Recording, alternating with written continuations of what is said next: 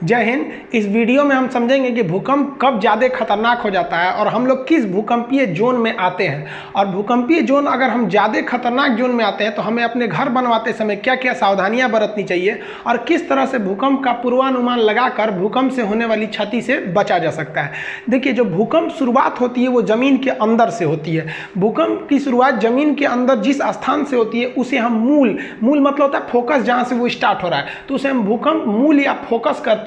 ये जमीन के अंदर होता है और सबसे पहले भूकंप जो जमीन पर जहां टकराता है उसे हम लोग ईपी सेंटर कहते हैं, हिंदी में कहते हैं अधिकेंद्र। तो ये अधिकेंद्र सरफेस पर पाया जाता है जबकि फोकस जमीन के अंदर रहता है। अब जैसे यहां देखिए, यहां से भूकंप उत्पन्न हो रहा है। ये भूकंप क्यों उत्पन्न होता है ये आगे समझाएंगे। तो ये हो गया इसका फोकस और ये ऊपर जमीन है, यहाँ छोटिया खड़ी है, ये छोटुआ खड़ा है, ये सब मिलने आया था सब, तब तक भूकंप आ गया और दोनों के बीच में जाके टकराया भूकंप। तो ये जगह हो गया ईपी सेंटर अधिकेंद्र। यही पर सबसे ज्यादा नुकसान होगा। इसके जैसे जैसे इस एरिया से दूर जाते जाएंगे नुकसान थोड़ा सा घटते जाएगा। अब नेपाल में आया था जो भूकंप, उसका ईपी सेंटर नेपाल में था और यूपी बिहार उससे सटे थे, सर इंडिया का, नॉर्थ इंडिया का ऊपर एरिया, उसको भी हिला दिया लेकिन नेपाल को तो तबाह ही कर दिया। तो कहेगा सबसे ज्यादा क्षति कहाँ होती है, तो ठीक ईपी सेंटर के पास। ईपी सेंटर से सर्किल में दूर जाते जाएंगे तो उसकी इंटेंसिटी, तीव्रता घट जाती है।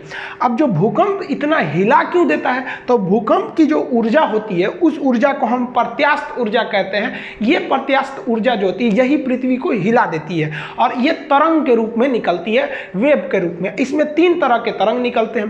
पी सबसे पहले पहुंचेगा इसलिए प्राइमरी नाम दे दिया गया, एस सेकेंडरी, सेकंड में पहुंचा और लास्ट में पहुंचा एल तरंग, इसे लव तरंग कहते हैं क्योंकि इसकी खोज एचडी लव ने किया था। तो भूकंप से निकलने वाले कुल 3 तरंग होते हैं। अब इसमें कई चीजें आपको समझना पड़ेगा, किसका आयाम ज्यादा, किसकी फ्रीक्वेंसी ज्यादा, किसका तरंगदैर्घ्य ज्यादा, किसकी स्पीड ज्यादा, किसका घनत्व, मतलब हर चीज को समझिए आप। देखिए, प्राइमरी वेव का जो स्पीड होता है वो 6 किलोमीटर पर सेकेंड होता है, 1 सेकेंड में 6 किलोमीटर चली जाती है। और जो सेकेंडरी यानी द्वितीयक तरंगे होती है उसकी स्पीड 3.5 किलोमीटर पर सेकेंड होती है और जो लव तरंगे होती हैं, एल तरंग, उसकी जो स्पीड होती है वो 1.5 किलोमीटर होती है। अब नुकसान सबसे ज्यादा इसी से होता है जिसका स्पीड कम होता है और सबसे कम नुकसान प्राइमरी से होता है क्योंकि स्पीड ज्यादा होती है। क्षति इससे सबसे कम होता है, इससे क्षति सबसे ज्यादा होता है। ये तो बीच वाला है तो बीच में रहेगा। अब आपके मन में आएगा इससे सबसे तेज है तो सबसे ज्यादा क्षति करना चाहिए। इसको नॉर्मल भाषा में समझिए। आप जब किसी से दिल लगाते हैं तो अगर मान लीजिए किसी से आप दिल लगाने गए और बहुत हाई स्पीड में दिल लग गया, एक के बार मुलाकात हुआ, तुरंत फोन नंबर मिल गया, 1-2 दिन बात हुआ, बहुत अच्छा, तब तक आप देखें कि ले भाई साहब 2 बजे रतिया को उसका मोबाइल बिजी आ रहा है, तो आपको एगो क्षति होगा ना, बहुत तकलीफ होगा। लेकिन इससे आपको ज़्यादा तकलीफ नहीं होगा, कहेंगे 2 दिन तो हुआ था मिलते हुए, जाओ जाओ, तो इससे ज़्यादा तकलीफ नहीं होगा। लेकिन अगर उसके आने की स्पीड, जिससे दिल लगा रहे हैं, उसकी स्पीड थोड़ी कम रहेगी, धीरे धीरे आएगा। मान के चलिए कि एक थोड़ा सा पीछा किए, घर कहाँ है, भाई क्या करता है, ये क्या करता है, 2-3 महीना का समय लग गया, अब बड़ी मुश्किल से नंबर मिला और 2-3 महीना बात हो गया, तब जाके पता चला ससुरा दूसरे से फसल है, तो इसके तुलना में इसमें क्षति ज़्यादा लगेगी क्योंकि आपने ज़्यादा वक्त दिया है, थोड़ा धीरे धीरे स्पीड से आप आगे बढ़े थे, तो तकलीफ थोड़ा ज़्यादा होगा दिल टूटने पर। अब बात करते हैं लव। 90 से पता है लव, इसकी स्पीड सबसे कम है। अब कल्पना कीजिए कि आप मैट्रिक साथ है पढ़े थे, देखते थे इधर से उधर, बात नहीं कर पाते थे, फिर इंटर भी साथ पढ़े थे, इंटर पास हो गए तो दोनों लोग तैयारी करने निकले लोग कि हम लोग तैयारी किया जाएगा। 2-3 साल का लंबा मेहनत हुआ तब जाके आप दोनों लोग में बात बनी, बहुत धीमी स्पीड से आगे बढ़े लोग और उसके बाद 1-2-3 साल ऐसे आप लोग में दोस्ती आगे बढ़ी और तब तक पता चला किसी दूसरे के मोटरसाइकिल पे आप घूमते देख लिए, तब जो मारेगा क्षति ना, भयानक क्षति होगा, एकदम लाइफ खराब कर देता है। यही सब गाना सुनता है, सब जग सुना सुना लागे, अरे बकलवा सब। सबसे भयानक क्षति एल तरंग से होती है, इसीलिए इसका नाम रखा गया लव। हालांकि इसकी वैज्ञानिक का नाम था लव, एचडी लव। अब समझ में आ गया ना, तो जितनी धीरे स्पीड आएगा उतने ज़्यादा क्षति होगा। तो वही अच्छा है जो पहले लात खा गया और उसको ज़्यादा तकलीफ नहीं होगा, और जिनको एल तरंग मारता है ना बेचारा सुसाइड कर लेता है, बकलोल होता है सब। अरे कौन कहता है पहले प्यार को भुलाया नहीं जा सकता, बस दूसरी वाली मस्त होनी चाहिए। इस सब में ज़्यादा चक्कर में नहीं पड़ना चाहिए, ये सब सेकेंडरी चीज़ है लाइफ के। तो आप स्पीड समझ गए, जितना ज़्यादा स्पीड रहेगा, आओ सनम जाओ सनम, कोई तकलीफ नहीं, धीरे धीरे आएगा तो जाएगा तो ज़्यादा तकलीफ हो जाएगा। अब समझते हैं कि ये कौन कहाँ जा सकता है। ये ठोस, द्रव और गैस तीनों में जा सकता है। देखिए, ये गैस में तो जाएगा, मान ली हवा में भूकंप की तरंग घूम रही है तो हवा में हिला दो भाई, हवा से, उससे क्या इफेक्ट पड़ने वाला है। तो मेन जो देखा जाता है वो ठोस और द्रव को देखा जाता है। तो ये तीनों लिक्विडों में जा सकती है, जबकि आप सेकेंडरी यानी गौण तरंगों की बात करेंगे, द्वितीयक तरंगों की, ये ठोस में जा सकता है लेकिन द्रव में नहीं जाएगा। अब ये क्वेश्चन पूछ दिया था कि ये जो तरंग है क्या यह पृथ्वी के मेंटल भाग में जा सकती है, कोर में जा सकता है? तो कोर तो द्रव अवस्था में, पृथ्वी का बीच वाला भाग कोर द्रव अवस्था में, तो उसमें तो ये जा ही नहीं सकता है। जैसे यहाँ देखिए ये मेंटल से भूकंप उत्पन्न हुआ तो इसकी तरंगे इधर भी तो जाएंगी, इधर भी जाएंगी, इधर भी जाएंगी, नीचे भी तो आएंगी ना, ऐसे भूकंप इधर भी तो जाएगा तरंग, ऐसा थोड़ी है कि केवल ऊपर ही आएगा। तो जो पी तरंगे होती हैं वो इस कोर को होकर पार कर सकती है क्योंकि वो द्रव में भी जा सकती है, लेकिन एस तरंगे पृथ्वी का जो सेंटर वाला भाग है उसको पार नहीं कर सकती है। जब तरंग उत्पन्न होती है ना तो इस जैसे यहाँ पे इसका फोकस है तो ये वाले एपी सेंटर पे ज्यादा तगड़ा मारेगा और इधर गया तो यहाँ जाते जाते तो इसकी पावर खत्म हो जाता है। तो ये वाला जो होता है, ये देखिए आप ऐसा नहीं है कि सोचिएगा कि भूकंप उत्पन्न हुआ तो केवल इस डायरेक्शन में जाता है, वो दोनों डायरेक्शन में जा सकते हैं। तो ये वाला द्रव में ना जाने की वजह से कोर में नहीं जा पाता है। और जबकि एल तरंग जो होता है ये पृथ्वी का जो बाहरी परत है ना, धरातल जिसमें हम लोग चलते हैं, ये मेन धरातल पे ही जाता है, इसलिए इसे धरातलीय तरंग के नाम से भी जानते हैं। ये सबसे ज्यादा क्षति पहुंचाता है क्योंकि नीचे तो कोई रहता नहीं, जो धरातल पे रहेगा उसी पे ये ज्यादा क्षति पहुंचाता है। एक और समझिए कि ये लॉन्गिट्यूडनल होता है। लॉन्गिट्यूडनल को कहते हैं अनुदैर्घ्य। अनुदैर्घ्य मतलब होता है सीधा एकदम निकल जाना, सीधे निकल जाएगा तो अनुदैर्घ्य होता है। यानी जो ध्वनि तरंगे होती है वो अनुदैर्घ्य होती है। हालांकि फिजिक्स में पढ़ाएंगे कि ध्वनि तरंगे 3 कंडीशन में अनुदैर्घ्य होती है, 2 कंडीशन में अनुप्रस्थ होती है, इसलिए इसको ध्वनि को दोनों में रखा जाता है। तो ये जो तरंगे होती है ना पी, ये अनुदैर्घ्य होती है, सीधे निकल जाती हैं और ये ध्वनि के समानता रखती है, ऐसे सीधे निकल जाती है। लेकिन अगर एस तरंग की बात करिएगा तो एस तरंग ट्रांसवर्स होती है यानी अनुप्रस्थ, इस तरह चलती है। जैसे आदमी कैसे पैर उठा उठा चलता है, तो उठा उठा के चलिएगा तो उसे कहते हैं अनुप्रस्थ। अब आदमी का मान लीजिए चप्पल का फीता टूट गया तो इसे घसटाते हुए चलता है, ऐसे ऐसे ऐसे, तब वो हो गया अनुदैर्घ्य। यानी ऐसे चलेंगे तो अनुदैर्घ्य। और जैसे ट्रेन चलती है अनुदैर्घ्य, उठ उठ के चलती है ऐसे, और घोड़ा दौड़ता है अनुप्रस्थ, ऐसे ऐसे, तो उठ उठ के ऐसे चलेगा तो अनुप्रस्थ, ये अनुप्रस्थ होता है। प्रकाश भी जो होती है वो अनुप्रस्थ तरंगों की तरह चलती है, ये फिजिक्स में आपको समझाएंगे। अब ये जो होती है ना, ये अनुप्रस्थ के समान ही समानता रखती है एल तरंगे, लेकिन ये ज्यादा घातक हो जाती हैं सब। यहाँ आप इमेज में देखिए कि ये सीधे निकल गई तो ये पी वेव्स है। अब ये जो ऐसे ऐसे जा रहा है ये एस वेव है, ये इस तरह से जा रहा है, और एल वेव भी वैसे ही जाता है लेकिन कुछ ज्यादा ही हिला देता है, इसलिए इससे ज्यादा क्षति हो जाती है। इसे हिंदी में प्राथमिक कहते हैं, इसे हिंदी में द्वितीयक या गौण कहते हैं, और ये तो है धरातल पे चलने के कारण इसे हम धरातलीय तरंग के नाम से जानते हैं। अब जो नया डिजाइन से क्वेश्चन पूछे जा रहे हैं उसको समझिए। अब वो वेव से पूछ देता है, तो पी वेव जो होती है वो बहुत घनी होती है। जैसे देखिए ये है पी वेव, और एस वेव जो होती है वो लंबी लंबी थोड़ी हो जाती है, और एल वेव और लंबा हो जाता है। इस हिसाब से आपसे 3 क्वेश्चन पूछता है कि आवृत्ति, तरंगदैर्घ्य और आयाम बताइए तीनों का। तो आवृत्ति जो है वो संख्या को गिनता है, एक समान समय में कितनी संख्या की तरंगे उसे गिनता है। तो इसमें संख्या गिने ना ज्यादा, 1 2 3 4 5 6 7 8 9 10, तो इसकी आवृत्ति ज्यादा संख्या में है। तो यहाँ हम स्पष्ट लिख दिए आवृत्ति यानी संख्या ज्यादा होती है पी वेव का। लेकिन अगर एस वेव का देखिएगा तो इसकी संख्या कम होती है, 1 2 3 4 5 6 ही है, तो इसकी आवृत्ति यानी संख्या औसत है, मतलब इन दोनों के बीच में रहती है।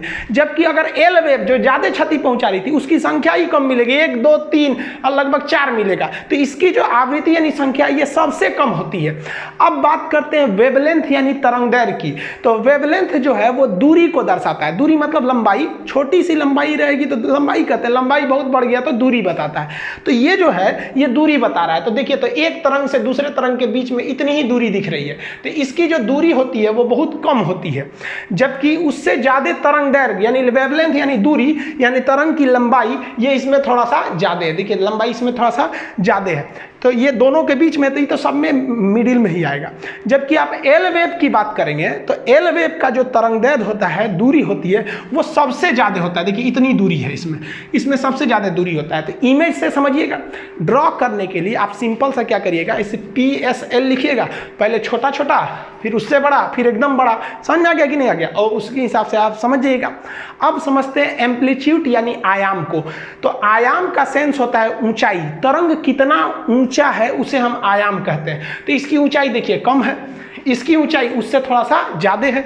जबकि अगर एल वेव की ऊंचाई देखिएगा तो इसकी ऊंचाई ज्यादा होती है, इसी वजह से ये ज्यादा खतरनाक होता है। आयाम ज्यादा होने की वजह से ज्यादा हिला देता है। अब जैसे मान लीजिए कोई व्यक्ति है, तो उसको मान लीजिए आप धीरे धीरे इसे तमाचा मारिएगा, छोटा छोटा आयाम से, अरे अरे अरे इसे मारिएगा, कोई दिक्कत नहीं है। और तनी सा आयाम बढ़ा कर इसे मारिए, बहुत तेज लगेगा। एल तरंग की तरह आयाम बढ़ी है, इतना हचाक दे मार दीजिए इसे मुड़िए टूट जाएगा उसका। तो एल वेव क्यों खतरनाक होती है ये आप एकदम अच्छा से समझ गए। एक तो ये हचाक से बहुत लंबा लंबा वेव मारती है और उससे बहुत धीमे गति से आती है, एकदम अच्छा से झकझोर के बिल्डिंग को जाता है। और ये वाला आता है बिल्डिंग में जो हिला के चल जाता है, ये तो पूरा बढ़िया से अस्थिर हिलाता है ऐसे जुड़ा गिर। तो अभी के जो एग्जाम्स है उसमें ये सब क्वेश्चन से ज्यादा पूछ रहा है, आप पुरानका रट के जाइएगा तो फिर फेल होके आएंगे। भूकंप के कारण देखिए, भूकंप का पहला कारण जो होता है नवीन वलित पर्वत। वलित पर्वत जो मुड़ के ऐसे बना है, फोल्डेड माउंटेन है। हालांकि ये कोई खास कारण नहीं है, ये मेन कारण है प्लेट टेक्टोनिक का। अब जो सबसे महत्वपूर्ण कारण होता है प्लेट, विनाशीय प्लेट का किनारा। हैरी हैस ने प्लेट टेक्टोनिक का सिद्धांत दिया था, वो नेक्स्ट चैप्टर में हम आपको समझाएंगे।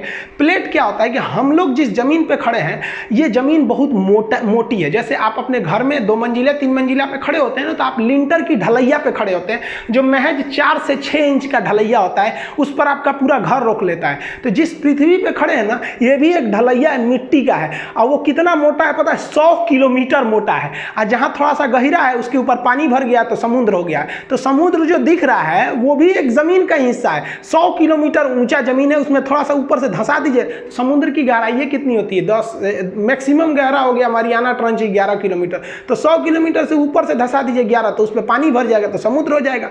और नहीं तो उसके नीचे तो पूरा मिट्टी है ही है, तो लिथोस्फीयर का निर्माण कर देते हैं। तो हम लोग जिस पर खड़े हैं वो भी प्लेट है जिसकी मोटाई 100 किलोमीटर है, और ये प्लेट दूसरे प्लेट से जैसे टकराएंगे ना, तब आपका वहां आ जाएगा भूकंप। हम ये प्लेट को आपको प्रैक्टिकली एग्जांपल देकर समझाएंगे कैसे टकराते हैं, सब 3D में।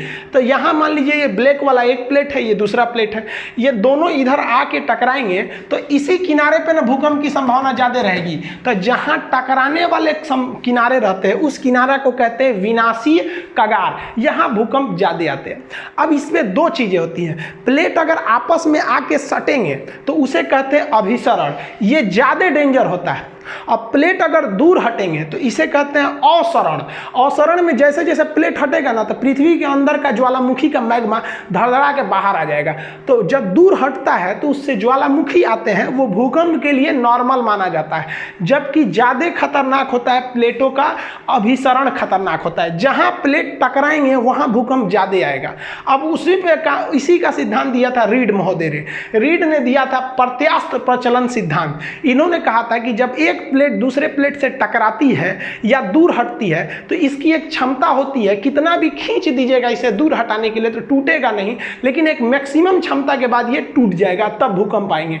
या आपस में सटाइएगा तो ये मुड़ेंगे नहीं, इनके अंदर एक इलास्टिसिटी होती है, लेकिन उससे ज्यादा ढकेल दीजिएगा तो ये मुड़ जाते हैं, जिससे कि भूकंप आ जाते हैं। तो ये रीड का सिद्धांत कई बार पूछा है कि रीड का सिद्धांत किससे संबंधित है, तो आप इतिहास भूगोल में चल जाता है, तो ये भूकंप से संबंधित है। अब मान लीजिए कि जहां 2 प्लेट आपस में टकरा रहे हैं और उसी के ऊपर आप बिल्डिंग बना दीजिए, तो मानव जनित कारण हो जाएंगे। भाई वहां बनाने की क्या जरूरत है। अब मान लीजिए अंटार्कटिका में भूकंप आएगा, तो हमको क्या मतलब है भाई साहब वहां भूकंप आए चाहे नहीं है। भूकंप तभी खतरनाक होता है जब उसका मानव पर प्रभाव पड़े। मानव पर प्रभाव नहीं पड़ेगा कोई दिक्कत नहीं है। तो मानव तो जानबूझ के भूकंप का कारण बन रहा है कि जो प्लेट टेक्टोनिक संवेदनशील विनाशी एरिया, वहीं पे आप जाके बांध बना दीजिए, सड़क बना दीजिए, तो टूटबे करेगा। भूकंप जो है उनकी 5 पेटियां हैं। पेटी का मतलब बेल्ट है कि यहां तो भूकंप एकदम भयानक आना ही आना है, जिसमें सबसे महत्वपूर्ण पेटी है प्रशांत महासागरीय पेटी। आपको बताएं कि जो प्लेट है 100 किलोमीटर, अगर ऊपर से 10 किलोमीटर धंस गया तो वहां महासागर बन जाएगा। तो आप महासागर को ये मत सोचिएगा कि प्लेट नहीं है, नीचे तो उसके भी जमीन है। तो ये महासागरीय पेटी, यहाँ पर 60 से लगभग 63% भूकंप यहीं आते हैं, सबसे ज्यादा भूकंप। और इस भूकंप का कारण क्या है, अभिसरण है। पहले इसको आप मैपिंग द्वारा समझिए, तब आप समझ पाएंगे। यहाँ पर आप देखिए कि प्रशांत महासागर 2 जगह है, एक ये भी प्रशांत महासागर है और ये भी प्रशांत महासागर है। एक्चुअली ये 2 जगह नहीं है, पृथ्वी गोल है। अब मान के चलिए कि कोई चीज मेरे नाखून के पास है, इसको खोलेंगे तो आधा इधर चला गया, आधा इधर चला गया। वही अगर यहाँ देखिएगा तो प्रशांत महासागर एक ही जगह यहाँ बना दिए। तो जो प्रशांत महासागर का प्लेट है वो इस साइड से आप देखिएगा कि उत्तरी और दक्षिणी अमेरिका से टकराता है, तो यहाँ पर भूकंप की संभावना ज्यादा बढ़ जाती है। तो प्रशांत महासागर एक साइड में तो अमेरिका से अभिसरण यानी टकरा रहा है, और वही इस साइड में देखेंगे तो वो एशिया वाले प्लेट से टकरा रहा है, जिस वजह से यहाँ भूकंप बहुत ज़्यादा आने लगते हैं सब, और ज्वालामुखी भी आने लगती है। ऐसे टकरा के हट जाएंगे, मान लीजिए अगर टकरा के टूट गया तो ज्वालामुखी भी आएगा, भूकंप भी आएगा। इस वजह से अगर आप इसको एक दोनों मैप को आपस में जोड़ेंगे तो प्रशांत महासागर इस तरह से हो जाता है। तो ये गोल एरिया लगभग डिसाइड कर देता है, तो जिसे भूगोल की भाषा में रिंग ऑफ फायर कहते हैं, अग्नि वलय, क्योंकि भूकंप ज्वालामुखी आते रहता है तो आग धधकते रहता है, तो इसलिए इसे अग्नि वलय कहते हैं। आपसे कहेगा कि प्रशांत महासागर का जो अग्नि वलय है वो किस लिए है, तो याद रखिएगा वो ज्वालामुखी और भूकंप दोनों के लिए है। ये सबसे बड़ा भूकंपीय क्षेत्र आता है प्रशांत महासागरीय पेटी। ये अभिसरण होता है किस में, तो प्रशांत महासागर का एक ओर एशिया से और प्रशांत महासागर का दूसरी ओर अमेरिका से अभिसरण होता है, जिसे हम रिंग ऑफ फायर या अग्नि वलय कहते हैं। ये भूकंप और ज्वालामुखी दोनों के लिए है। समुद्र में भूकंप आता है तो सुनामी आ जाती है, सुनामी आपको अलग से बताएंगे। भूकंप की जो दूसरी पेटी होती है जिसमें हम लोग आते हैं उसे कहते हैं मध्य महाद्वीपीय पेटी। ये दुनिया के महत्वपूर्ण महाद्वीपों के बीचों बीच से निकल जाती है, इसलिए इसे मिड कॉन्टिनेंटल बेल्ट कहते हैं, मध्य महाद्वीपीय पेटी। इसका भी मेन कारण जो है वो अभिसरण ही है। हम आपको बताए हैं कि अभिसरण में ज़्यादा खतरनाक होता है और अवसरण में कम खतरनाक होता है। इसको भी आप मैप से समझिए कि जैसे ये देखिए पूरी दुनिया यहाँ पर, अब जो हम लोग मध्य महाद्वीपीय पेटी कहाँ पर है, ये रेड वाला एरिया देख रहे हैं, ये अटलांटिक महासागर के केप वर्डे द्वीप से चालू होता है और ये यहाँ तक जा रहा होता है। ये मध्य महाद्वीपीय पेटी है। इस पेटी को देखेंगे तो यहाँ दो प्लेटें आपस में टकरा रही हैं। अफ्रीका प्लेट जो नीचे से है वो ऊपर ढकेल रहा है यूरोप वाले प्लेट को, तो ये बड़ा वाला प्लेट है उसको ढकेल देगा। तो आने वाले 10 से 20 हजार साल बाद ये यूरोप जो है ना मैदान से ऊपर उठ के पठार बन जाएगा। यहाँ वाटरलू का मैदान बहुत फेमस है, जिस तरह में इंडिया में पानीपत का मैदान है। तो ये आपका जो अफ्रीकी प्लेट है ये ढकेल के यूरोप वाले प्लेट को उठा देगा। तो जहाँ ढकेलने वाला जो जहाँ जुड़ेंगे वहीं पर भूकंप आएगा। तो ये डॉटेड लाइन है, इस लाइन के आसपास जो रहेगा वहाँ पर भूकंप आना ही है। अब यूरोप का इधर वाला एरिया आएंगे तो ये एशिया और यूरोप लगभग आपस में मिलते रहते हैं, इसलिए इसका टेक्निकल नाम है यूरोप और एशिया यानी यूरेशिया। अब इस साइड में आएंगे तो ये यूरेशियन प्लेट है और ये हिंद महासागर और हिंदुस्तान दोनों एक ही प्लेट पर है, ये हिंद महासागर, तो इसे हम इंडियन प्लेट कहते हैं। इंडियन प्लेट इसको ढकेल रहा है यहाँ पर। इंडिया पहले यहाँ था अफ्रीका में, ये आगे समझाएंगे इवोल्यूशन में कैसे कैसे यहाँ गया। अब ये इसको ढकेल रहा है, तो ये दोनों जहाँ मिलेंगे वहाँ पर भी भूकंप आएगा। तो ये नेपाल के पास मिल जाते हैं और ये हमेशा उसको ढकेल रहा है। तो इसीलिए हिमालय पहाड़ की ऊंचाई बढ़ रही है। हम लोग जब छोटे थे तो पढ़े थे कि 8,848 मीटर ऊंचा है माउंट एवरेस्ट। आप लोग पढ़ रहे हैं 8,850 मीटर है। 10 साल रुकिए, इसी को आप पढ़िएगा 8,852 मीटर है। रीजन क्या है कि इंडियन प्लेट लगातार ऊपर ढकेल रहा है, हर साल ये ऊंचा हो जाता है, 5 सेंटीमीटर ऊपर भाग जाता है, जिस वजह से यहाँ टकराते हैं और ये एरिया पूरी तरह से संवेदनशील हो जाता है। और चूंकि जहाँ टकराएंगे वहाँ पहाड़ बनने की संभावना ज़्यादा रहती है। आप यहाँ पे देखेंगे तो यहाँ पे आपको मिलेगा आपका पहाड़, आल्पस पर्वत से लेके इधर निकलेंगे तो यहाँ काकेशस पर्वत है, हिंदुकुश पर्वत है, हिमालय, आराकामियोमा। तो ये पहाड़ी कारण जो होते हैं वो भी भूकंप के कारण बनते हैं। लेकिन आपको पता है कि मेन कारण पहाड़ नहीं है, मेन कारण अभिसरण हो जाता है। तो हिंदुस्तान का जो भूकंपीय क्षेत्र है वो क्या है, वो महाद्वीपों के बीचों बीच से आ रहा है, इसलिए इसे कहते हैं मध्य महाद्वीपीय पेटी, जो मुख्य रूप से नेपाल यानी हिमालय से होकर गुजरता है और आगे जाके प्रशांत पेटी में जाकर मिल जाता है। तो यहाँ ध्यान से समझिए, तो हम लोग का जो पेटी है वो तो मध्य महाद्वीपीय पेटी हो गया। ये अभिसरण का कारण है। किससे अभिसरण हो रहा है, तो अफ्रीका ढकेल रहा है यूरोप को बना देगा एक दिन पठार, और एक और इंडियन प्लेट ढकेल रहा है यूरेशियन प्लेट को, इसलिए माउंट एवरेस्ट की ऊंचाई बढ़ रही है। ये दोनों जहां मिलते हैं वहीं पे बन गया है हिमालय पर्वत। ये समझ में आ गया। अब जो तीसरी भूकंप की पेटी है उसे हम कहते हैं मध्य अटलांटिक पेटी। ये अटलांटिक महासागर के बीच में है, ये ज़्यादा खतरनाक नहीं है, ये अवसरण बंद करती है। कैसे, देखिए ध्यान से। ये अटलांटिक महासागर है, एस के आकार का है। इसमें क्या है कि इधर का प्लेट इधर जा रहा है और इधर का प्लेट इस साइड जा रहा है। तो ये अभिसरण नहीं हो रहा है जो खतरनाक होगा, बल्कि ये अवसरण हो रहा है। तो तो प्लेट जब दूर जाएंगे तो पृथ्वी के अंदर का जो मैग्मा है वो बाहर धधक के निकलेगा ज्वालामुखी से, तो मैग्मा इसमें बाहर निकल जाता है और ठंडा होकर वो एक चट्टान बना लेगा और ये लगातार फैल रहा है इसलिए लगातार मैग्मा निकलेगा और इसके अंदर एक बड़ा सा चट्टान बन गया है। समुद्र के अंदर डूबे हुए चट्टान या पहाड़ को हम रिज या कटक कहते हैं। तो इसके कारण क्या हो गया, यहाँ ज्वालामुखी आते हैं और वही ज्वालामुखी का मैग्मा ठंडा होकर एक कटक बना लिया है। तो ये दुनिया का सबसे लंबा कटक कहेगा तो मध्य अटलांटिक कटक है, क्योंकि अटलांटिक महासागर के बीचों बीच में है ये मध्य अटलांटिक कटक। तो ये मध्य अटलांटिक में अवसरण होता है जिससे क्या निकलते हैं, ज्वालामुखी, और इसी ज्वालामुखी के जमाव से कटक का निर्माण हो जाता है उस एरिया में। देखिए पृथ्वी पर अगर आप प्लेटों की बात करेंगे तो बड़े बड़े 7 प्लेट हैं जिसमें मुख्य रूप से महाद्वीप हैं, और छोटे छोटे प्लेटों की संख्या क्या करेंगे तो लगभग वो 20 है, लेकिन 20 फेमस नहीं है। उन 20 में से कुछ ऐसे भी छोटे प्लेट हैं जो ससुरे भूकंप ला देते हैं, तो उन्हें हम यहाँ लिखे हुए हैं। अब एक एक करके समझा देते हैं। हालांकि एप्लीकेशन पे तो इसका PDF वगैरह सब आज ही डाले हैं, अभी तो एप्लीकेशन आप लोग के लिए खुला नहीं है, वो जस्ट बताएंगे हम किस दिन खुलने वाला, अब 1 से 2 दिन में उसको खोल देंगे। तो इसको आप मैपिंग के हिसाब से समझिए। इन तीनों को पहले समझा देते हैं, फूका प्लेट, कोकोस प्लेट और नजका प्लेट, ये कहाँ पर है सब इसको ध्यान से समझिए। अमेरिका जो है, उत्तरी अमेरिका, तो अमेरिका के जस्ट इस साइड में, पश्चिम साइड में प्रशांत महासागर में, यहाँ पर एक है फोका प्लेट। तो ये फोका प्लेट अमेरिका में भूकंप ला देता है क्योंकि प्रशांत महासागर वाला आके इसको ढकेल देता है, तो यहाँ भूकंप आ जाते हैं। यहाँ पर मैक्सिको के जस्ट इधर में है कोकोस प्लेट। अब याद रखिएगा, यहाँ एक कोको द्वीप है, यहाँ एक कोकोस द्वीप है, ना ये कोको है ना ये कोकोस है, ये कोकोस है लेकिन ये कोकोस प्लेट है। ये कोकोस प्लेट कहां लाता है तो प्रशांत महासागर में मैक्सिको के तट पर भूकंप लाता है। नजका प्लेट, ये कई बार यूपीएससी में पूछा है, नजका प्लेट कहां है, तो नजका प्लेट एक छोटा सा प्लेट है, वो प्रशांत महासागर में है लेकिन वो पेरू तट के पास है नजका प्लेट। तो ये छोटे छोटे प्लेट हैं लेकिन ससुरे विनाशी प्लेट है, दूसरे से टकरा रहे हैं।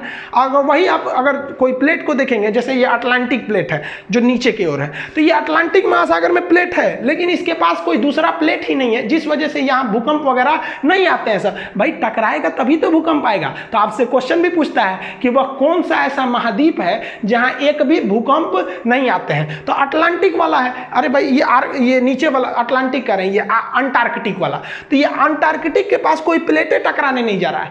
टकराएगा तभी तो अभिसरण होगा और वो जो किनारा कगार है वो विनाशी कगार बनेगा, तो यहां भूकंप का लिए आएगा, नहीं आते हैं सब यहां पर। और छोटे छोटे प्लेट देखिए, तो अफ्रीका की भ्रंश घाटी, जब हम आपको बताए थे कि 8वां महाद्वीप जिलांडिया, तो उसमें बताए थे कि आने वाले समय में ये अफ्रीका में भ्रंश घाटी आ रही है जो इथोपिया से लेकर नीचे तक जा रही है। ये आने वाले 40 से 50,000 साल बाद ये कट कर अलग हो जाएगा। उसी तरह जिस तरह से हिंदुस्तान पहले यहाँ था, कट के अलग होकर वहाँ चला गया, ये भी अलग होगा। अब ये जो अलग होगा तो यहाँ भी भूकंप आएंगे, लेकिन यहाँ पर क्या है, यहाँ अभिसरण नहीं हो रहा है, अवसरण हो रहा है, दरार पड़ रही है, जिस वजह से यहाँ एक बहुत बड़ी दरार पड़ गई है जिसे बृहद भ्रंश के नाम से जानते हैं। ये भी भूकंपीय क्षेत्र में आ जाता है। यहाँ पर तंजानिया पहाड़ी वगैरह है जो भूकंपीय क्षेत्र में आ जाते हैं। और अगर और छोटे प्लेट की बात करेंगे तो ये वाला इंडिया के अंडमान के पास है। अंडमान के पास एक छोटा सा प्लेट है जिसका नाम है बर्मा प्लेट। म्यांमार का पुराना नाम बर्मा प्लेट। यही बर्मा प्लेट 26 दिसंबर 2004 को टकरा गया था इंडियन प्लेट के पास, सुमात्रा द्वीप के पास, जिससे भयानक सुनामी चली आई थी। समुद्र में आने वाले भूकंप को हम सुनामी कहते हैं। अब यहाँ देखेंगे तो ये जो दक्षिणी चीन सागर है उसका वो जो प्लेट है उसका जो ज्योग्राफिकल नाम है उसका नाम है सुंडा प्लेट, और यहाँ पर फिलीपीन के पास है फिलीपीन प्लेट। तो ये छोटे छोटे प्लेट हैं, ये 7 ऐसे छोटे प्लेट हैं जो हैं ससुरे छोटे, देखने में लगे छोटे लेकिन घाव करे गंभीर। ऐसे ससुरा बर्मा प्लेट छोटा दिख रहा था, सुनामी लेके चला आया। तो ये आप छोटे छोटे प्लेट समझे, और ये भी समझे कि अगर प्लेट टकराएगा नहीं तो वहाँ भूकंप नहीं आएंगे, जैसे अंटार्कटिका में भूकंप नहीं आते हैं। ये छोटे प्लेट हो गए, और ये अंटार्कटिका में भूकंप आते नहीं है, वहाँ आदमी भी नहीं रहता, आएगा भी तो कोई किसी काम का तो नहीं रहेगा। अगर इसका स्क्रीनशॉट लेना चाहते हैं तो ले लीजिए, नहीं तो फिर एप्लीकेशन पे पढ़ेंगे तो इसका PDF और टेस्ट तो सब बताएंगे आप लोग को। तो इसमें हम आपको मोटा मोटी हर एक प्लेट बताए हैं। ये प्रशांत महासागरीय प्लेट है जो इधर भी है। हम लोग का जो भूकंपीय प्लेट है वो है आपका मध्य महाद्वीपीय। इसका मध्य महाद्वीपीय क्यों नाम पड़ा, क्योंकि ये पूरे महाद्वीपों के बीचों बीच से आ रहा है, जिसमें मुख्य रूप से हिमालय और भारत का उत्तरी हिस्सा है। ये मध्य अटलांटिक है, इसमें तो अवसरण हो रहा है, इसमें तो भूकंप भूकंप ही नहीं आते हैं। अब समझते हैं भूकंपीय जोन किसे कहते हैं। वह एरिया जो प्लेटों के कगार के पास जहां टकरा रहे हैं ठीक वहीं पे आ जाएगा तो उसका भूकंपीय जोन ज़्यादा खतरनाक वाला हो जाएगा, उससे दूर जाएंगे तो कम खतरनाक। तो भूकंप के खतरे को भांपते हुए हम एरिया को बांट देते हैं, ये ज़्यादा संवेदनशील है, ये कम संवेदनशील है, उसे हम भूकंपीय जोन कहते हैं। भूकंपीय जोन 1 से लेकर 5 होते हैं। भूकंपीय जोन जो 1 है इसमें लगभग 5 तीव्रता का भूकंप आता है, जिसमें किसी को कोई दिक्कतें नहीं होता है। इसलिए भूगोलवेताओं ने अभी कह दिया है कि जो भूकंपीय जोन 1 है इसकी मान्यता को खत्म कर दिया गया है। भूकंपीय जोन को 2 से गिना जाता है, लेकिन कहेगा कितने होते हैं तो 1 से 5 होते हैं, और 1 वाले को अभी खत्म कर दिया गया है। जैसे जैसे आप भूकंपीय अभी क्या लिखेंगे आप, बट नाउ ओनली 4 जोन हो चुके हैं। जैसे जैसे आप भूकंपीय जोन 1 से किधर जाएंगे 5 की ओर, आप खतरे की ओर बढ़ रहे हैं, यानी डेंजर की ओर बढ़ रहे हैं। यानी सबसे खतरनाक जोन कौन सा आता है, 5वां जोन आता है। ये कहाँ मिलेगा, जहाँ एकदम प्लेट मिल रहा है, जैसे हिमालय का निचला भाग, नेपाल का एरिया, ये 5वें जोन में आता है। 1 नंबर जोन तो खत्म कर दिया गया है, हिमालय आपके 5वें जोन में आता है। यहाँ नक्शा दे दिए है, इसको आप स्क्रीनशॉट में लेके देख सकते हैं। जो रेड कलर से दिया है वो जोन नंबर 5 है, जिसमें कश्मीर आता है, ये आपका हिमाचल प्रदेश, उत्तराखंड, नेपाल का वह एरिया जो बिहार यूपी से सटता है वो हो गया, पूर्वोत्तर भारत हो गए लाल वाले एरिया में। लाल मतलब कौन सा है, भूकंपीय जोन 5 है। ये गुजरात का ऊपर वाला कच्छ जो है, भुज में तो 26 जनवरी 2001 को भूकंप आ गया। सोचिए सब लोग झंडा फहरा रहे थे, लोग सुबह सुबह भूकंप आ गया, बहुत खतरनाक भूकंप था वहाँ पर। ये तो इस बार एग्जाम में भी पूछा था किस दिन आया था। बाकी अगर आप देखेंगे तो भूकंपीय जोन 2, जहाँ से अब तो मेन शुरुआत हो रही है, हम आपको पहले ही बोले कि 1 नंबर खत्म हो गया। आप इस नक्शा में भी देखिएगा तो भूकंपीय जोन 2, 3, 4, 5 को बनाया गया है। तो देखिए दक्षिण भारत में ये वाला एरिया कम है, 3 नंबर में आ जाता है येलो जोन। तो यहाँ से आप कलर के हिसाब से जोन डिसाइड कर सकते हैं कि आप किस जोन में आते हैं। अभी जो बताएं वो आपके पीसीएस लेवल या फिर आपके यूपीएससी लेवल में वहां से ज्यादा क्वेश्चन आते हैं। अब ग्रुप डी, खलासी, चपरासी, गैंगमैन, सफाई कर्मी, इस सब के एग्जाम में क्या पूछेगा, बच्चा वाला चीज कि भूकंप को किस मशीन से नापते हैं, तो सिस्मोमीटर से नापते हैं। ये मशीनमा का नाम है सिस्मोमीटर, ये नाप देता है वहां पर। भूकंप की स्टडी को क्या कहेंगे, सिस्मोग्राफ कहेंगे, सिस्मोलॉजी कहते हैं। किस ग्राफ से नापते हैं, तो उसे जिस ग्राफ पे उसको बनाया जाता है उस ग्राफ का नाम होता है सिस्मोग्राफ। किस स्केल से नापते हैं, तो स्केल कई ठो है जिसमें रिक्टर स्केल फेमस होते हैं। पहले आप ग्राफ और स्केल में अंतर समझिए। यहां हमने ग्राफ बना दिया कि भैया ये भूकंप आया है, ग्राफ बना दिए। अब इस ग्राफ को नापिएगा कैसे, कि भाई किलो में नापिएगा कि लीटर में नापिएगा कि सेंटीमीटर में, कोनो ना कोनो एक स्केल रहना चाहिए ना। जैसे गेहूं को आप किलो में नापते हैं, पानी को लीटर में नापते हैं, तो चीजवा तो वही है, उसको नापने के लिए यूनिट चाहिए, कोई ना कोई स्केल चाहिए। तो इस ग्राफ को कहते हैं सिस्मोग्राफ। इस ग्राफ की ऊंचाई या खतरा को नापने वाले मीटर को कहते हैं हम लोग रिक्टर स्केल। तो ग्राफ अलग है, स्केल अलग है, मशीन अलग है, और इसका पूरा अध्ययन सिस्मोलॉजी कहलाता है। अब जो स्केल होते हैं सिस्मोग्राफ को नापने वाले स्केल, ये पहले एक फेरल स्केल था जिसे रॉसी स्केल भी कहते थे, ये सफल नहीं हुआ। मार्केली स्केल, ये तो एकदम गलत था, इसमें 1 से लेकर 12 तक अंक थे। ये प्रेक्षण और अनुभव पर आधारित था कि इस साल जो अगर 10 गो घर गिराया है तो मान लीजिए कि भूकंप की तीव्रता 6 है, और अगली बार मान लीजिए गिरा दिया 20 गो या 40 गिरा लिया तो उससे ज़्यादा है, मतलब ये अनुभव के आधार पर है। नहीं समझिए तो ये फालतू हो गया, इसको भी निकाल दिया गया। अभी जो पूरी दुनिया मानती है वो मानती है रिक्टर स्केल, जिसे हम लोग रीचर स्केल भी कहते हैं। इसमें 1 से लेकर 9 तक अंक रहता है। लेकिन ध्यान दीजिएगा, अगर आप कमीशन लेवल के एग्जाम में बैठे हैं तो उसमें पूछ देता है कि रिक्टर स्केल पर रेयरेस्ट भूकंप को किस अक्षर से दर्शाते हैं, तो वो 10 से दिखाते हैं। तो जनरली इसमें 1 से 9 तक अंक होते हैं आपके रिक्टर स्केल में। आप छोटे मोटे वनडे एग्जाम में देते हैं तो 1 से 9 में मारेंगे, लेकिन कह देगा एकदम रेयरेस्ट भूकंप को किस में दर्शाएगा, तो 10 में। इसकी एक खासियत क्या होती है रिक्टर स्केल की, कि हर अंक अपने से पिछले अंक से 10 गुना ज़्यादा पावरफुल होता है। यानी अगर आपसे कह रहा है कि रिक्टर स्केल पर कोई भूकंप आया है जिसकी तीव्रता है 6, और रिक्टर स्केल पे एक भूकंप आया जिसकी तीव्रता है 7, तो आपको अंक में भले दिखेगा कि 6 से 7 एक ही अंक है, लेकिन पावर देखेंगे तो 10 गुना ज़्यादा खतरनाक होता है। तो रिक्टर स्केल पर हर एक अंक अपने से पिछले अंक से 10 गुना ज़्यादा खतरा को लेकर रखता है। रिक्टर स्केल पर अगर 7 तीव्रता से कम का भूकंप है तो उससे कोई लॉस नहीं होगा, बस आपको हल्का हल्का हिला के चल जाएगा। लेकिन अगर 7 तीव्रता का भूकंप है तो जरूर क्षति पहुँचाएगा, और 7 से भयानक जितने ज़्यादा आप चले चले जाइए और भयानक आ जाएगा। फुकुशिमा में तो आ गया था 9 तीव्रता का भूकंप। नेपाल में जो आया था 8.1 था, जो लांबा जूम जिसका सेंटर था 2015 वाला का। तो ये आप समझ गए रिक्टर स्केल, ये सब बच्चा वाला चीज़ है। आगे समझिए, देखिए एक लाइन आप पढ़े होंगे आइसोसिस्मल लाइन।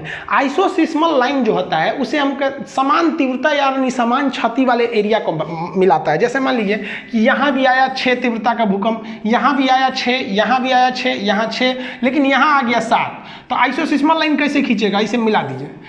तो एक जैसी तीव्रता वाले, जहाँ एक जैसी तीव्रता रहेगी वहाँ एक जैसे नुकसान भी होगा। तो समान तीव्रता वाले जगह को मिलाने वाली लाइन को कहते हैं आइसोसिस्मल लाइन। लेकिन ये पुराना हो गया ये क्वेश्चन। अब पूछता है कि होमोसिस्मल लाइन क्या है। तो होमोसिस्मल लाइन उस लाइन को कहते हैं जो टाइमिंग को बताता है। एक साथ भूकंप आ गया, जैसे मान लीजिए यहाँ कोई जगह 10 बजे भूकंप आया, एक जगह यहाँ भी 10 बजे आया, यहाँ भी 10 बजे आ गया और यहाँ आया आपका 12 बजे। तो ये होमोसिस्मल में तो आएगा नहीं, ये भी 10 बजे आया, ये भी आया, ये भी आया। जो एक टाइम पर भूकंप को मिलाते हैं, समान समय को दर्शाएगा, तो वो हो जाता है होमोसिस्मल। और समान तीव्रता यानी समान क्षति को दर्शाएगा तो हो जाता है आइसोसिस्मल लाइन। ये वाला ज़्यादा पूछता है आजकल एग्जाम में। आप समझते हैं इसकी भविष्यवाणी या इसका प्रेडिक्शन किया जा सकता है कि नहीं। तो एक लाइन में जवाब है कि भाई आप भूकंप का वर्तमान समय में कोई भविष्यवाणी नहीं कर सकते हैं, लेकिन कुछ ऐसी सावधानियां हैं जिससे पता चल सकते हैं कि भूकंप आने वाला है या नहीं। जैसे कि वायुमंडल में रेडान गैस तो पाया नहीं जाता, ये सबसे भारी गैस है, लेकिन भूकंप और ज्वालामुखी आने से पहले इसकी मात्रा बहुत ज़्यादा बढ़ जाती है। तो जो मशीन है इसको नापने वाले बता देते हैं कि रेडान गैस बढ़ रहा है, इसका मतलब भूकंप आने वाला है। दूसरा कि वायुमंडल में इलेक्ट्रोमैग्नेटिक वेव अचानक बढ़ जाते हैं। अब जो मशीनें हैं इलेक्ट्रोमैग्नेटिक वेव को नापने वाली, वो भी बता सकती हैं। ये दोनों तो आप अपने मन से नहीं बता सकते हैं। और जो तीसरा चीज होती है वो एनिमल, कुछ ऐसे जानवर होते हैं, कुत्ता, बिल्ली, सियार, जो भूकंप से पहले आने वाली जो ध्वनि होती है, वो ध्वनि जो होती है अवश्रव होती है, जिसकी जो फ्रीक्वेंसी होती है 20 हर्ट्ज से कम होती है। तो 20 हर्ट्ज से कम फ्रीक्वेंसी होने की वजह से हम लोग नहीं सुन पाते हैं, ये जानवर सुन लेते हैं और लगते हैं सब भागने वाला जगह खोजने। तो जानवरों की बिहेवियर में अचानक चेंजिंग से भी आपको चेतावनी ले लेना चाहिए कि क्या यहाँ भूकंप आने वाला है या नहीं है। लेकिन ये चेतावनी बहुत कम समय में मिल पाता है, 10 से 15 मिनट के अंदर आ जाता है। तो हमको कुछ सावधानी बरतनी चाहिए भूकंप के समय, उसे समझिए। देखिए जब भूकंप के दौरान जब घर गिरते हैं तो बम देखिए जब मिसाइल वगैरह से हमला होता है ना, तो घर पूरी तरह से फंस जाता है। ऐसे भूकंप में ऐसा नहीं होता है, एक घर दूसरे घर पे गिर के फंस जाते हैं सब, इसलिए पूरी तरह से नहीं मर पाते, मतलब आदमी उसमें पूरी तरह से दब नहीं पाता है। इसलिए आप देखिए होंगे कोई घर गिर गया है, 2 से 3 दिन बाद भी उसमें से कुछ लोग जिंदा निकलते हैं। मतलब एक दीवार इस दीवार पे ऐसे फंस के अटक जाता है, नीचे थोड़ा सा जगह रहता है, आप उसमें बच सकते हैं। तो इसके लिए आपको करना क्या चाहिए, घर का जो कोना वाला एरिया है, कोना में क्या होगा कि ये भी दीवार एक दूसरे पे आके अटक जाएगी। आप बीच में रहेंगे तो भाई इधर कोई भी गिरेगा तो बीच में ना गिरता है, तो आप कोना में चले जाइएगा, कोई दीवार के कोने में चले जाना चाहिए। और कोई मजबूत चौकी वगैरह जो होता है उसके नीचे घुस जाना चाहिए। कभी कभी भूकंप क्या होता है, ज्यादा खतरनाक नहीं होता है। मान लीजिए 6 या 6.5 का भूकंप आया तो कोई छोटा मोटा छज्जा है या घर का 1-2 ईंट गिरेगा, पंखा उनका गिर जाएगा, खोपड़िया भी गिर जाएगा तो मर जाएंगे। तो मजबूत चौकी वगैरह के नीचे घुस जाना चाहिए। इससे क्या होगा कि कम तीव्रता का रहेगा तो आप बच जाएंगे, मुंह हाथ नहीं फूटेगा। कोना में खड़े हो जाएंगे तो जैसे कोना में खड़े रहेंगे तो गिरे उड़ेगा बिल्डिंग ना, तो थोड़ा सा आप सेफ हो सकते हैं। लेकिन सबसे जरूरी जब आप घर बनवाइए तो घर बनवाते समय याद रखिएगा भूकंप रोधी छड़ जरूर दिलवाइएगा। गलती इंसान घर बनवाने में 2 ही ठोकर देता है। एक जो पेंट कराता है तो पेंट में एंटी इंसेक्ट एक केमिकल आता है, वो पेंट में मिला के घर में पेंट कर दीजिएगा ना तो 5 साल तक कीड़े मकोड़े, मकड़ी उकड़ी, छिपकली वगैरह नहीं लगते हैं सर। तो आदमी ऐसे पेंट करा देता है, एकदम व्हाइट पुट्टी मार एकदम बड़ी। भाई साहब ये सब भी थोड़ा ध्यान रखा कीजिए। और लकड़ी के चीज़ पे पेंट मारते समय उसमें भी आपको मिला देना चाहिए कीटनाशक, घुन नहीं लगेंगे, तो ये तो नॉर्मल चीज़ है। लेकिन बिल्डिंग में जब छड़ दीजिएगा तो भूकंप रोधी छड़ जरूर दीजिएगा। ये क्या करते हैं सब, फ्लेक्सिबल थोड़ा होते हैं सब, भूकंप के छोटे मोटे झटके को रोक सकते हैं सब। दुनिया में सबसे ज़्यादा भूकंप अगर आता है जापान में, लेकिन उसने ये टेक्नोलॉजी का प्रयोग करके वहाँ बहुत ही कम लोगों की जान जाती है। अब ये भूकंप के अलावा एक चीज़ होता है सुनामी। सुनामी को जो होता है वो समुद्र के अंदर आने वाले भूकंप को ही सुनामी कहते हैं। आई होप आप ये सब समझ गए होंगे। एप्लीकेशन में इसका PDF वगैरह डाल दिया गया है। एप्लीकेशन जिस दिन आएगा उस दिन एप्लीकेशन की फीस बहुत ही कम रहेगी। देखिए एप्लीकेशन को हम कभी भी अलाउंस कर सकते हैं, जिस दिन एप्लीकेशन अलाउंस करेंगे उस दिन जो फीस रहेगा वो केवल 9 रुपये रहेगा। और 9 रुपये 2 रुपये GST लगेगा, यानी 11 रुपये में आपको 11 रुपये में बढ़िया चाय नहीं मिलेगा। केवल उस दिन 11 रहेगा। जाएगा, उसके बाद फीस जो है ना बढ़ जाएगा उस दिन उसके बाद। इसलिए आप लोग अगर पढ़ना चाहते हैं बढ़िया से, जीरो से लेकर एकदम कमीशन लेवल तक, तो भाई आप तैयार रहिएगा। फर्स्ट दिन लीजिएगा, पैसे बच जाएंगे, अगले दिन लीजिएगा फिर हमको नहीं बोलिएगा। समझ में आ गया? आप ये समझ गए होंगे। मिलेंगे नेक्स्ट वीडियो में, तब तक के लिए जय हिंद।